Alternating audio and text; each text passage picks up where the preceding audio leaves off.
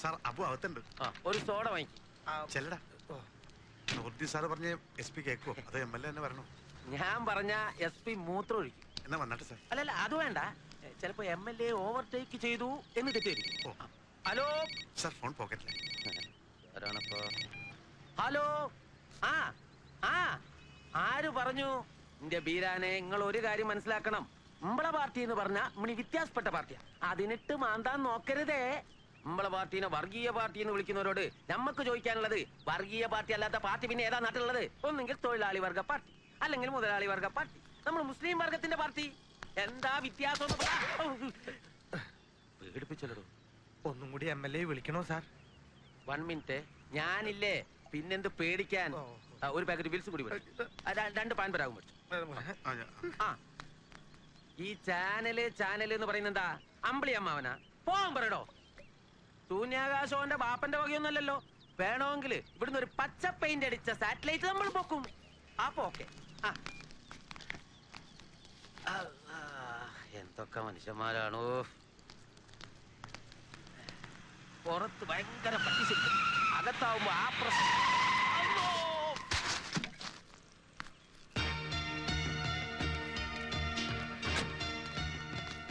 അബുവിനെ എങ്ങനെയെങ്കിലും രക്ഷിക്കണം സാർ. സാറിന് കുടിക്കാൻ തീരും. ഒന്നും വേണ്ട, നിങ്ങൾ വിഷമിക്കണ്ട. അങ്ങനെ വാദിയെ പിടിച്ച് പ്രതിയാക്കുന്ന പണി എന്റെ മണ്ഡലത്തിൽ നടക്കില്ല. ഞാൻ നേരത്തെ വന്ന കാര്യങ്ങളൊക്കെ ശരിയാക്കി. എങ്കിൽ താനിവിടെ പുറത്ത് വെക്ക്, ഞാൻ SP കണ്ടിട്ട് വരാം. കുടിക്കാൻ സോഡ എടുക്കട്ടെ? നമസ്കാരമുണ്ട്. എടോ അബൂനെങ്കിൽ കൊണ്ടുവാ. ഈ അബൂബക്കറെയും അവന്റെ വാപ്പ ദാദാ സാഹിബിനെയും വർഷങ്ങളായി അറിയുന്നവനാണ് ഞാൻ. സ്വാതന്ത്ര്യ സമരത്തിൽ പങ്കെടുത്ത് ഒരുപാട് ഇടിയും തൊഴിയും കൊണ്ടതാ സാഹിബ്. ആ ചോരത്തിളപ്പ് അബൂനും കാണും. പോരാത്തതിന് അവനൊരു പട്ടാളക്കാരനും. നിങ്ങൾ അവനെ കൂട്ടം കൂടി അടിച്ചിടുക എന്നൊക്കെ പറഞ്ഞ എന്തിനൊരു മര്യാദയൊക്കെ വേണ്ടേ? അവൻ ക്രിമിനൽ പുള്ളിയൊന്നും അല്ലല്ലോ. ആര് പറഞ്ഞു അല്ലെന്ന്? അവൻ ചെയ്ത പോക്കൃത്തരം എന്താണെന്ന് MLA അറിയാവോ? വഴി കിടന്ന് കിട്ടിയ തോക്ക് ഇവിടെ കൊണ്ട് തന്നതാണോ പോക്കൃത്തരം? SP ഓഫീസിൽ തല്ലുണ്ടാക്കിയവനെ ഞങ്ങൾ എന്തോ ചെയ്യണം? പൂവിട്ട് പൂജിക്കണം? ആയുധ കള്ളക്കടത്തിന് നിങ്ങളും കൂട്ടു നിന്നു തോന്നിയപ്പോഴാ അബു നിങ്ങളെ തല്ലിയത്. നിങ്ങൾ ഇവിടെ നിയമം പരിപാലിക്കുന്നവരാണെങ്കിൽ ജീവൻ പോലും പണയം വെച്ച് രാജ്യത്തിന്റെ അതിർത്തി സംരക്ഷിച്ചിരുന്നവൻ അബു. ഏതായാലും വളരെ മോശമായി പോയി SP. തൽക്കാലം അബു വയ്ക്കോ, ഇത് ഞാൻ നോക്കിക്കോളാം.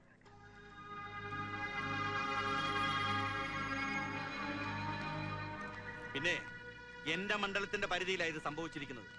24 മണിക്കൂറിനുള്ളിൽ ആ ആയുധക്കടത്തിന്റെ ഉറവിടം കണ്ടെത്തിയിരിക്കണം.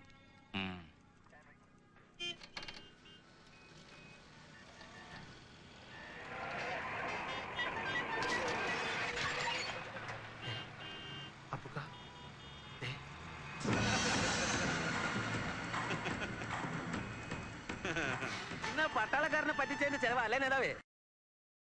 രാജ്യസ്നേഹം, ഒരു സുബൈദാർ അബൂബക്കർ.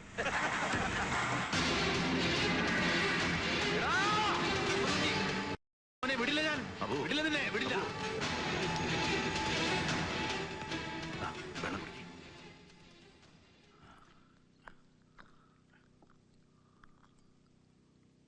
ഓമൂട്ടിനെ എനക്ക് മറക്കാൻ കഴിയുന്നില്ലല്ലേ? ഈ മറക്കരുത്. അന്നെ കെട്ടിത്തൂക്കാൻ കൂട്ടുന്ന ഒരു മറക്കരുത്.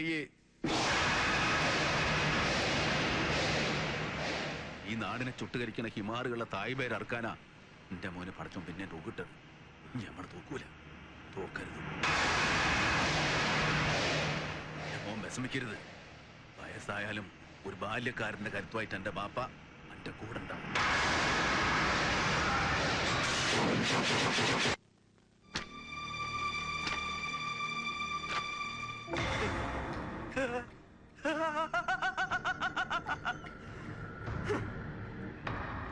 നിനക്കെന്താടാ വട്ടുപിടിച്ചോ?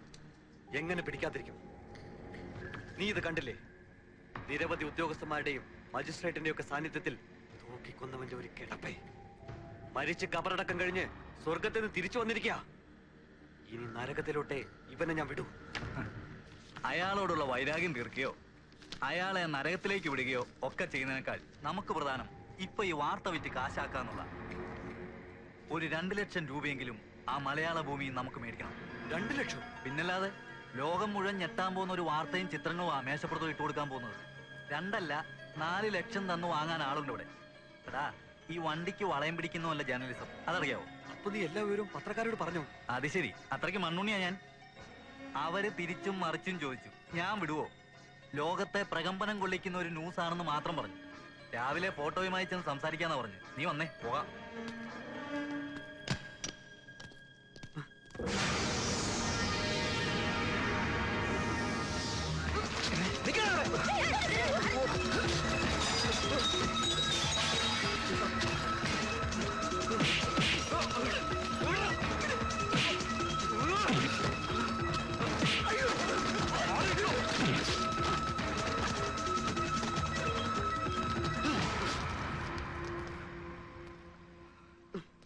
കൂടപ്പറപ്പിനെ പോലെ കൂടെ കൊണ്ടു നടന്ന് എന്നോട് തന്നെ അത് ചെയ്യണവടാ.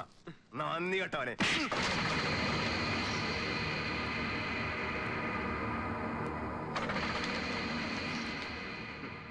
ഇത് വെച്ച് വില പേശി കാണും നീ അല്ലേ?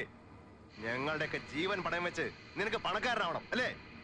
നിനക്ക് കാശാണ് വേണ്ടെങ്കിൽ എന്നോട് ചോദിക്കാനില്ലടാ പട്ടി. ഡോക്ടർ സാറേ, ഈ പടങ്ങൾ കൊടുത്ത് കാശ് വാങ്ങുന്നതിന്റെ സുഖം നിങ്ങൾക്ക് മനസ്സിലാവില്ല. ഇത് നഷ്ടപ്പെട്ട എന്റെ ജീവിതത്തിന്റെ വിലയാ, അറിയോ? ഇന്നലെ വരെ ജോൺ സാർ പറയുന്നെല്ലാം എന്തും ഞാൻ കേട്ടിരുന്നു. അതുകൊണ്ടാ സാറ് പറഞ്ഞപ്പോ ആംബുലൻസ് എടുത്ത് ഞാൻ ഓടിയത്. പക്ഷേ ആരെ രക്ഷിക്കാനും നിങ്ങൾ എന്നെ ഉപയോഗിച്ചെന്നറിഞ്ഞപ്പോ എനിക്ക് പുച്ഛമാ ഡോക്ടർ ജോണിനോട് തോന്നിയത്. പരമപുച്ഛം. നാട് ചുട്ടരിച്ച ഒരു രാജ്യദ്രോഹിയെ ഇരുചെവി അറിയാതെ കൊലക്കാരന് മുമ്പിൽ നിങ്ങൾ രക്ഷപ്പെടുത്തിയല്ലോ. ആ കച്ചവടത്തിൽ എന്താ നിങ്ങളുടെ ലാഭം? നിർത്താ. നീ ഞങ്ങളെ കുറിച്ച് എന്താ കരുതിയത്? രവി, നീ സത്യം അറിയാതെയാ സംസാരിക്കുന്നത്. നീ കരുതുന്നൂലൊന്നല്ല കാര്യങ്ങൾ. അബു നിരപരാധിയാ. നിരപരാധി അബൂബക്കറിന് മാർക്കിടാൻ എനിക്ക് നിങ്ങളുടെ ഒന്നും സർട്ടിഫിക്കറ്റ് വേണ്ട. എന്റെ അനുഭവം മതി. ബുദ്ധി ഉറക്കാത്ത പെങ്ങളെയും കൊണ്ട് തളിയൂർ ശങ്കരമഠത്തിൽ ഭജനമിരിക്കാൻ പോയതാ എന്റെ അമ്മ. തളിയൂർ ഭഗവതിയുടെ ആറാട്ടിന്റെ അന്ന് മകൾക്ക് വേണ്ടി പ്രാർത്ഥിക്കാൻ പോയ അമ്മ പിന്നെ മടങ്ങി വന്നിട്ടില്ല. ആനക്കൊട്ടിലെ തകർന്നു വീണ മേൽക്കുരയ്ക്ക് താഴെ തലയില്ലാതെ കിടന്ന എന്റെ അമ്മയുടെ ജഡമ പിന്നെ ഞാൻ കാണുന്നത്. ചികിത്സിച്ചാൽ മാറുമായിരുന്ന എന്റെ പെങ്ങളുടെ ബുദ്ധിഭ്രമം മുഴുവനാന്തായി മാറി. അവനാ ആ ദ്രോഹി ഇതിനെല്ലാം കാരണം. എന്റെ ജീവിതം അവൻ തകർത്തത്. രണ്ടാമത് അവന്റെ കഴുത്ത് തൂക്കുകയറിട്ട് മരണം വരെ തൂക്കുന്ന എനിക്ക് കാണണം. രവി, നിന്റെ മനസ്സെനിക്ക് അറിയാൻ കഴിയുന്നുണ്ട്. പക്ഷേ നിനക്കറിയൂ, തളിയൂര ബോംബ് സ്ഫോടനത്തിൽ നിന്റെ അമ്മയെ പോലെ തന്നെ എന്റെ ഭാര്യയും മരിച്ചതാ. എന്നിട്ടും ഞാൻ അബൂബക്കറെ രക്ഷപ്പെടുത്താൻ ശ്രമിക്കുന്നു. എന്തുകൊണ്ട്? ഒരു നിമിഷം അത് നീ ആലോചിക്കും. നീ അറിഞ്ഞു വെച്ചതൊന്നും സത്യമല്ല രവി. ലോകം മുഴുവൻ അബൂനെ കുറ്റവാളി എന്ന് വിളിച്ചാലും ഞങ്ങൾക്കതാവില്ല. കാരണം ഞങ്ങൾക്ക് സത്യം അറിയാം. എന്ത് സത്യം? അബൂബക്കർ ആനക്കൊട്ടിൽ ബോംബ് വെക്കുന്നത് നേരിട്ട് കണ്ടതാ ശങ്കരമഠത്തിലെ ആത്മസ്വരൂപ സ്വാമികള്. സ്ഫോടനത്തിന്റെ പിറ്റേന്ന് ആശ്രമത്തിലെ പ്രഭാഷണത്തിൽ സ്വാമി അത് പറയുകയും ചെയ്തു. അതിനപ്പുറം എന്ത് സത്യമാണ് നിങ്ങൾക്ക് പറയാനുള്ളത്? ശങ്കരമഠത്തെ പറ്റിയും ഇനി കള്ളക്കഥ ഉണ്ടാക്കണോ? ഞങ്ങൾ പറഞ്ഞൊന്നും കള്ളക്കഥയല്ല. ശങ്കരമഠത്തെക്കുറിച്ച് ആർക്കും എതിരഭിപ്രായമില്ല. പക്ഷേ സ്വാമി ആത്മസ്വരൂപൻ അയാൾ ആരാണെന്ന് നിനക്കറിയൂ?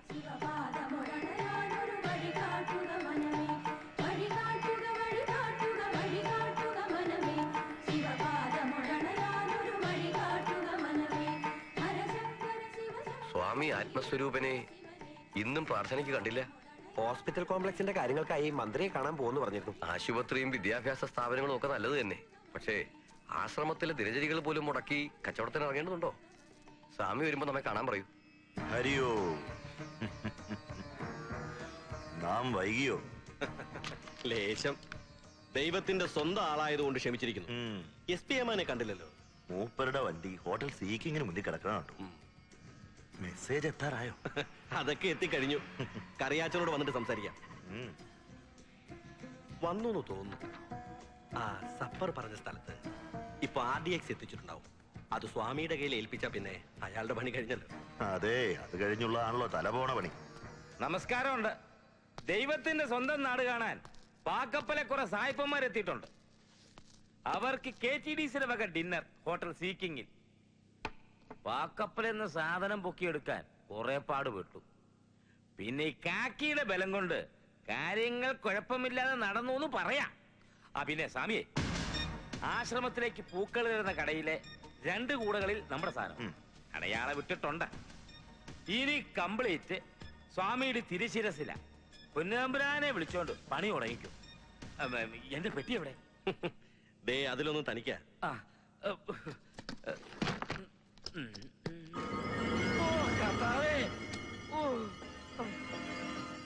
എന്റെ പരിമല തിരുമേനി 3 മാസം കൂടുമ്പോഴെങ്കിലും ഇങ്ങനെ ഓരോ കേസ് ഒത്തു വന്നിരുന്നെങ്കിൽ തറവാടൊന്ന് പച്ച പിടിച്ചേനെ. അവിനെ മുഹമ്മദ് സാറേ, എങ്ങനെയൊക്കെയാ പരിപാടി? കോടിക്കണക്കിന് കാശ് തരുന്നവരോട് കൂറ് കാണിക്കണമല്ലോ. ദേ എന്തിനും അടിയൻ റെഡി, നിർദ്ദേശം കിട്ടിയാ മതി. സപ്പറിന്റെ നിർദ്ദേശപ്രകാരം നാളെ രാത്രി 10 മണിക്ക് തളിയൂരമ്പലത്തിലെ തിടമ്പെഴുന്നള്ളിപ്പ് സമയത്ത് ജനങ്ങൾ ഏറ്റവും കൂടുതൽ തിങ്ങി നിൽക്കുന്ന ആനക്കൊട്ടലിന്റെ അടുത്ത് സ്ഫോടനം നടക്കണം. 200 പേരെങ്കിലും മരിക്കുമെന്ന സപ്പറിന്റെ കണക്കൂട്ട്. എന്താ ഞെട്ടുന്നത്? ഒന്നുമില്ല. ഇതുകൊണ്ട് മാത്രമായില്ല. തളിയൂരമ്പലം കത്തിത്തീർന്ന പിറ്റേ ദിവസം താരേക്കാട്ട് മദ്രസയ്ക്കുള്ളില ബോംബ് വയ്ക്കാൻ പോകുന്നു. ഈ 2 സ്ഫോടനങ്ങളോട് കൂടി കേരളത്തിലേക്കുള്ള അൽ ജിഹാദിന്റെ പടയോട്ടത്തിന് തുടക്കം കുറിക്കും. താനെന്താണോ നോക്കുന്നത്? അതിന് വേറെ പണപ്പെട്ടി വരുവോടോ? മതി, അത് മതി. ഇമെയിൽ മെസ്സേജിൽ ആനക്കൊട്ടിലിന്റെയും അമ്പലത്തിന്റെയും ഡീറ്റെയിൽസ് വന്നിട്ടുണ്ട്. ദേ നോക്ക്.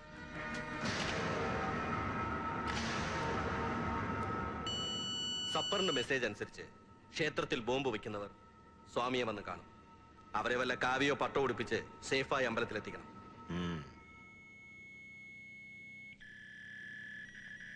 Voice mail.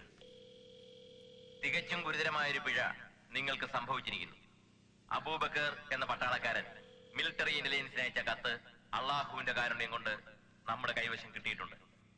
വിശ്വാസവഞ്ചന, കൈപ്പിഴ, അൽ ജിഹാദ് ഈ തെറ്റുകൾക്ക് ഒരിക്കലും മാപ്പ് നൽകില്ല. ആയതിനുള്ള പരമാവധി ശിക്ഷ അള്ളാഹുവിന്റെ പേരിൽ സഫർ നടപ്പാക്കി കഴിഞ്ഞു. കരുതലോടെ നീങ്ങുക. അൽ ജിഹാദിന് വേണ്ടി നിങ്ങളുടെ സഫർ. ഈ പട്ടാളക്കാരൻ ആ ദാദാ സാഹിബിന്റെ മോനല്ലേ? പിന്നല്ലാതെ. ഈ ഹമുക്കിനെ കൊണ്ട് തോറ്റല്ലോ. കുട്ടി സാറേ, ആ പ്രിന്റ് ഔട്ട് ഇങ്ങെടുത്തേ. ഇനി വെറുതെ വിട്ടാൻ പറ്റില്ല.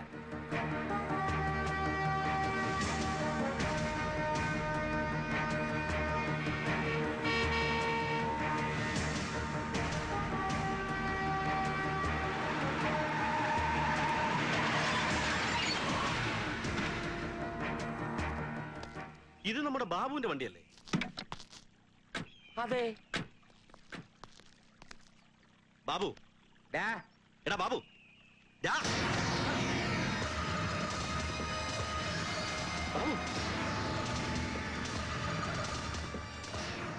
ഇപ്പൊ മനസ്സിലായോ സപ്പറിന്റെ വിധി എന്താണെന്ന്?